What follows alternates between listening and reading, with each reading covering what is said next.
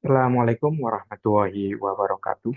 Kembali lagi bersama saya, Andika Hendra Mustaqim. Kali ini saya akan membahas tentang bagaimana cara kita bisa berpikir kreatif dan bagaimana cara kita bisa berpikir kritis. Ini merupakan kajian yang sangat penting bagi para profesional, para eksekutif, kemudian mahasiswa, dan orang lain sebagainya yang ingin menjadi seorang intelektual. Ya. Kali ini saya akan membahas tentang divergent thinking atau pola pikir divergen itu seperti apa. Kalau saya orang yang bekerja di media, orang yang bekerja dengan kerap di industri komunikasi, itu kan seringnya itu bukan apa ya, istilah-istilahnya itu bukan apa divergen, tetapi adalah konvergen. Ada eh, jurnalistik konvergensi, konvergensi jurnalistik, konvergen, konvergen. Kalau apa sih bedanya antara divergen sama konvergen?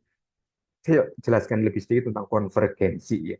Kalau konvergensi itu kan kalau dulu gitu kan kalau misalnya di industri apa namanya terutama media massa itu kan antara media cetak, media radio, media televisi, kemudian media online dan lain sebagainya itu kan cenderungnya jalan sendiri-sendiri, mereka punya manajemen sendiri, mereka punya apa iklan sendiri, punya redaksi sendiri dan lain sebagainya, jalan sendiri-sendiri. Tetapi dengan era konvergensi di tahun 2000-an ya, 2010-an ke sini dan lain sebagainya, sebelum media itu berkembang dengan sangat masif, itu itu adanya penyatuan. Jadi mereka yang dari berbagai pihak gitu kan, dari ada orang koran, orang online, orang televisi, orang radio, kemudian sales dan lain sebagainya dijadikan satu, jadi konvergensi gitu kan.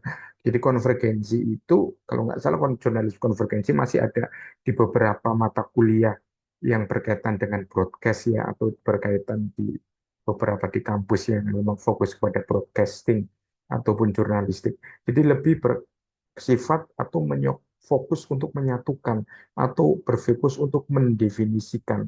Jadi lebih fokus untuk mengorganisasikan, lebih fokus untuk mensintesiskan, lebih fokus untuk membuat sistematis. Itu seperti itu. Tetapi kalau konvergen yang akan kita bahas itu justru sebaliknya.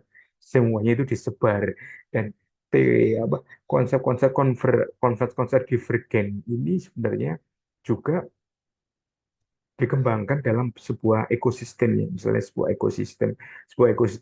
kalau dalam industri mungkin konglomerasi kalau dalam bisnis kok ekosistem jadi sebuah ekosistem itu pemimpinnya satu tetapi unitnya itu dibuat banyak sehingga bisa membuat suatu banyak keuntungan membuat suatu banyak apa ya himpun penghasilan meningkatkan banyak revenue karena disebar dengan banyak-banyak jadi divergen itu penyebaran gitu kan lebih ke arah penyebaran lebih ke arah kemandirian lebih ke arah otonomi lebih luas. Kalau konvergensi kan lebih ke arah sentralistik. Mana yang akan terbaik? Ya, itu kan berkaitan dengan industri. Tidak akan kita bahas di sini. Yang pada video kali ini, mungkin yang kita bahas pada video lainnya. Yang kali ini saya akan membicarakan tentang divergent thinking-nya aja. Tapi biasanya, umumnya ketika orang mendiskusikan antara pola pikir atau pola pikir divergen itu akan dikaitkan dengan ya pola bisnis divergennya seperti apa gitu kan. Pola pikir divergen ini kan kalau secara umum ataupun secara definisi itu kan bagaimana orang itu kan berpikir kreatif. Ini berpikir kreatif. Jadi belum terlalu untuk kekritisan. Jadi berpikir kreatif untuk menghasilkan ide-ide baru, untuk menghasilkan konsep baru, untuk menghasilkan program baru, hal yang baru. Bahkan kalau divergen ini juga cenderung untuk mencari suatu solusi atas berbagai permasalahan yang ada. Tetapi lagi-lagi ini fokus untuk divergensi adalah fokusnya kepada kuantitas, fokusnya kepada originalitas, fokusnya kepada eksplorasi dengan sudut pandang yang lebih bebas, dengan perspektif yang lebih bebas dan tidak punya struktur, ya kan? Berbeda dengan konvergensi yang lebih terstruktur itu kayak yang tadi. Jadi Divergen itu tanpa struktur, karena tanpa struktur, originalitas, kemudian di situ ada kebebasan, maka itu adalah berpikir kreatif. Berarti cenderungnya tidak terlalu berpikir kritis, ya kan? Konvergensi thinking ini nantinya dengan banyaknya solusi-solusi tersebut, maka akan dilakukan suatu seleksi, ya kan? Dan pilih mana yang terbilang terbaik, gitu. Dan umum-umumnya ketika kita berbicara tentang konvergensi ini, maka maaf di berbicara tentang divergensi ini, maka ada di situ boleh berbicara sebebas-bebasnya, ya kan, ngomong sebebas-bebasnya, berpikir out of the box, ya, berpikir out of the box. Jadi divergen itu cenderung bilang if you are out of the box person, do it the divergent thinking, gitu. Selain itu, dengan itu juga menggunakan berbagai masalah. Misalnya saya orang komunikasi, maka saya bisa saja menggunakan dalam perspektif politik, saya bisa juga menggunakan dalam perspektif apa namanya budaya dan lain sebagainya. Kita langsung ke slide-nya. Kalau dalam sebuah riset yang ditulis oleh Mark Erunko dan Surya Yoro bahwa pola pikir divergen associated high neural activation in the central temporal parietal region indicates semantic process and recombination semantically related to information. Ini secara neurolinguistik, ya, secara kajian dalam otak. Jadi itu kan berkaitan dengan aktivasi neural yang tingkat tinggi yang dalam wilayah sentral, temporal, dan parietal. Itu kan di dalam otak itu ada sentral, temporal, dan parietal. Itu yang mengindikasikan adalah proses untuk pencarian semantik, pencarian pengetahuan, gitu kan, dengan cara mengumpulkan banyak informasi. Saya kira saya tidak mendefinisikan secara ini karena ini terlalu teknis banget. Kemudian ada definisi yang lain yang lebih lebih apa namanya ya, lebih agak bisa mudah kita pahami, itu dimaksudkan David A. Coppel dalam bukunya Creativity and Engineering. Jadi divergent thinking itu already seen involve producing multiple answer through the process of the shifting perspective. Jadi di sini adalah perlu ditegaskan multiple answer. Jadi ketika kamu atau misalnya Anda ditanya oleh seseorang, ya kan, ataupun disuruh untuk mencari sebuah solusi atas permasalahan, misalnya pertanyaannya itu adalah bagaimana cara terbaik menangani musim hujan agar tidak mendatangkan bencana. Berarti kan diperlukan yang pertama clue-nya itu apa keywordnya adalah multiple answer. Ketika kita berbicara tentang multiple answer, maka jawaban yang pertama adalah rekayasa cuaca, ya kan? Rekayasa cuaca, misalnya dengan bekerjasama dengan BRIN, bekerjasama dengan beberapa lembaga untuk membuat misalnya agar tidak hujan, gitu kan, dengan rekayasa cuaca itu seperti apa, menaburkan garam, gitu kan, ya, di awan-awan, itu kan, itu ada menggunakan rekayasa ke cuaca. Kemudian yang ketiga itu adalah yang kedua, ketika musim hujan, untuk penanganan musim hujan. Yang pertama, yang ketiga itu perbaikan ataupun perawatan infrastruktur, misalnya. Berarti membersihkan got, ya kan, agar tidak hujan, mengeruk sungai, itu kan, agar dalam dan bisa menampung lebih banyak air itu kalau sungai. Kemudian menyiapkan infrastruktur itu berarti menyiagakan, itu kan, menyiagakan personel-personel di bendungan-bendungan, gitu kan, seperti itu. Kemudian yang keempat, misalnya dalam perspektif sosial, adalah mitigasi bencana. Jadi mitigasi bencana itu adalah bagaimana menyiapkan masyarakat, gitu kan, yang berada di daerah sekitar sungai atau kawasan rawan banjir untuk selalu siaga, kayak gitu kan, jika terjadi banjir. Ini kan adalah multiple answer. Dari multiple answer ini menunjukkan adanya shifting perspektif. Jadi orang itu berpikir tentang perspektif itu berubah. Ketika kita berbicara tentang rekayasa rekayasa hujan, rekayasa cuaca, maka itu kan bersifat dengan perspektif sains, ya kan. Di situ ada eh, apa namanya? Di situ ada yang disebut dengan apa, kimia, kemudian fisika dan lain sebagainya itu kan perspektifnya sains. Kemudian ketika kita berbicara tentang infrastruktur, maka perspektif yang kita gunakan adalah teknik sipil, ya kan, planologi dan lain sebagainya. Ketika kita perspektifnya mitigasi bencana, di situ ada manajemen bencana seperti itu.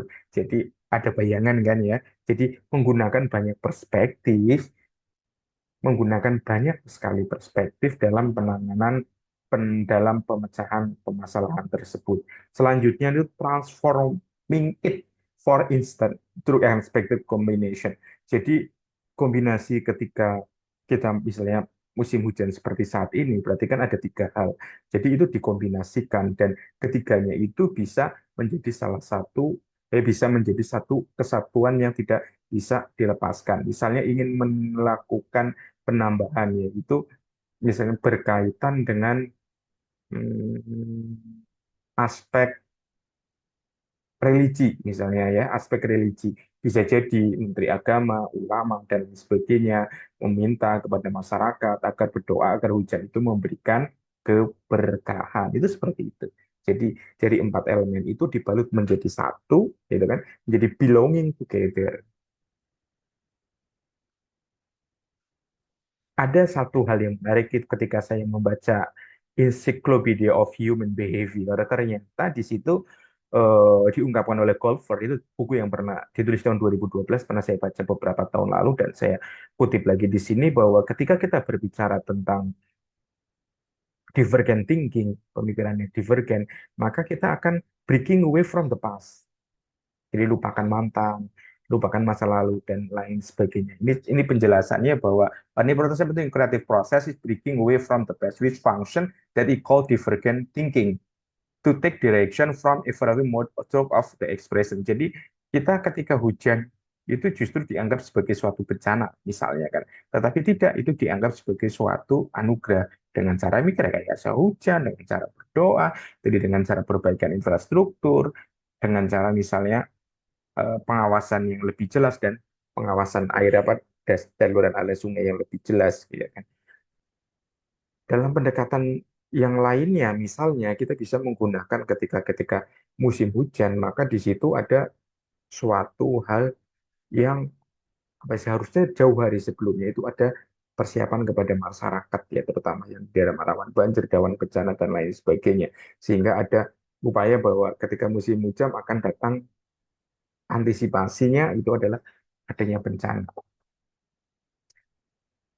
Jadi ketika kita berpikir seperti itu, maka diperlukan adanya suatu pendekatan yaitu breaking away from the past.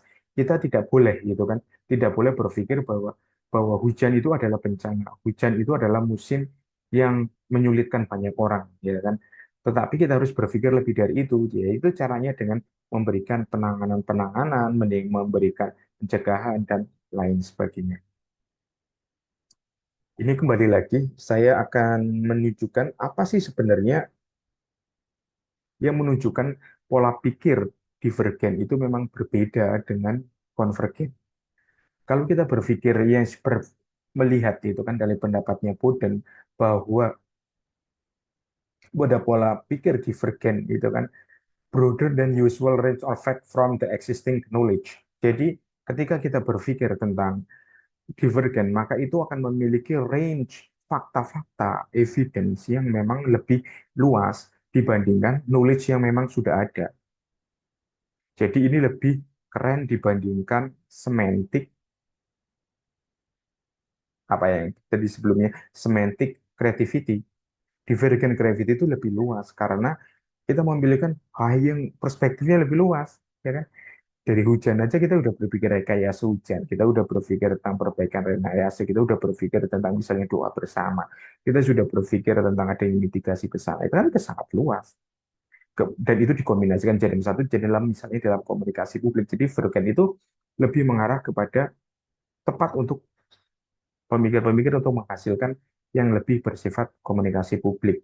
Selanjutnya itu membangun unusual chain of association, jadi memberikan jaringan-jaringan asosiasi yang terkadang tidak saling terkait. Misalnya ketika saya akan misalnya akan membuat suatu proyek pembangunan gedung tertinggi di Indonesia, apakah yang saya akan lakukan, gitu kan? Apa yang misalnya, apakah gedung itu misalnya asosiasinya akan dibangun di Jakarta, ya kan? Asosiasinya, ya kan? Apa akan dibangun di Jakarta? Terus, apakah gedung itu akan menjadi pusat perkantoran saja atau akan menjadi hotel saja atau bagaimana? Apakah gedung tertinggi dunia itu juga nanti akan menawarkan berbagai experience seperti makan di lantai tertinggi di dunia, terus apa misalnya pengalaman-pengalaman yang lebih apa ya, lebih adventure di sana, lebih berpetualangan. Jadi bisa saja ada unusual change of sensation itu muncul akan di situ. Selain itu, bahwa di dalam Divergent itu synthesizing apparent and related element of integration. Jadi juga lebih mensintetiskan itu elemen-elemen yang kadang tidak saling berkaitan. Oke, selanjutnya adalah transformasi involusi dengan cara yang unliquid, dengan cara yang memang tidak biasa. Selain itu ada shifting perspektif, tadi udah pernah dijelaskan, dan constraint unexpected analogi. Unexpected analogi ini menarik juga. Misalnya kita membahas tentang hujan, maka unexpected analogi yang di situ, analogi yang umum, hujan itu kan umumnya kan berkah. Bagaimana ketika hujan itu kan dikaitkan juga dalam perspektif misalnya pembangunan itu bisa saja menjadi suatu proyek gitu kan, bisa saja tukang-tukang akan semakin laku, proyek fleksibel akan laku karena orang akan di situ perlunya membangun bendungan, orang perlunya ada renovasi karena bencana rusak dan lain sebagainya. Selain itu misalnya kalau untuk transformasi informasi yang berkaitan dengan legally waste adalah ketika kita melihat suatu hujan itu kan. Unlikely waste kalau yang likely waste itu kan bagaimana penjualan payung yang meningkat, bagaimana apa namanya jas hujan yang akan meningkat. Unlikely waste itu adalah bagaimana kita melakukan suatu terobosan misalnya berkaitan dengan peningkatan penjualan yang tidak berkaitan dengan hujan. Ya kan? Misalnya orang sering hujan sering lapar, jadi orang beli kue, beli gorengan dan lain sebagainya akan lebih sering. Dan seperti itu unlikely waste. Yang tidak kalah penting ketika kita berbicara di Overcan itu selalu menganalisis tentang problem. Ketika menganalisis problem, maka kita harus mencari suatu solusi, ya kan? Solusi. Ya. Ketika hujan mendatangkan banjir, ya solusinya tadi ya seperti sudah saya jelaskan. Tetapi yang tidak perlu, yang perlu kita lakukan adalah comparison. Comparison. Jadi adanya perbandingan antara permasalahan yang saat ini terjadi dengan permasalahan tahun lalu, permasalahan 2 tahun lalu, permasalahan sendiri kelada. Jadi ada semacam komparasi. Jadi problem and solving itu bukan hanya langsung ujuk-ujuk datang, ujuk-ujuk itu, fokusnya ke situ, hanya itu, tapi tidak melihat berkaca pada hal-hal sebelumnya. Jadi diperlukan banyak hal-hal sebelumnya. Kemudian ada intelligence and expertise. Bagaimana divergen itu adalah pola pikir yang harus dikuasai oleh agen rahasia, oleh analis intelijen. Karena apa? Di situ ada unique effect creative proposition that could not attribute to intelligence or expertise. Jadi apa ya, creative proposition could not attribute to intelligence and expertise. Jadi bagaimana ini sebenarnya divergent thinking itu tidak menunjukkan adalah suatu suatu hal yang berkaitan dengan intelijensi, tidak hanya berkaitan dengan expertise, tidak hanya dengan profesionalitas, karena semua orang bisa berbicara, semua orang bisa menyampaikan pendapat, gitu. Karena kan berpikirnya melebar, bukan berinya fokus. Jadi tidak ada intelijensi, tidak ada expertise di sini. Gitu. Selanjutnya itu adalah ini berkaitan dengan organization. Ketika kita sudah berbicara tentang divergen, maka ini kan plentiful sake, greatly potential negative accumulation by individual work alone on the organization. Jadi ini umumnya itu bisa digunakan dalam hal individu, tetapi bisa digunakan di dalam organisasi. Ini juga bisa pola pikir yang individualistik juga juga menjadi pola pikir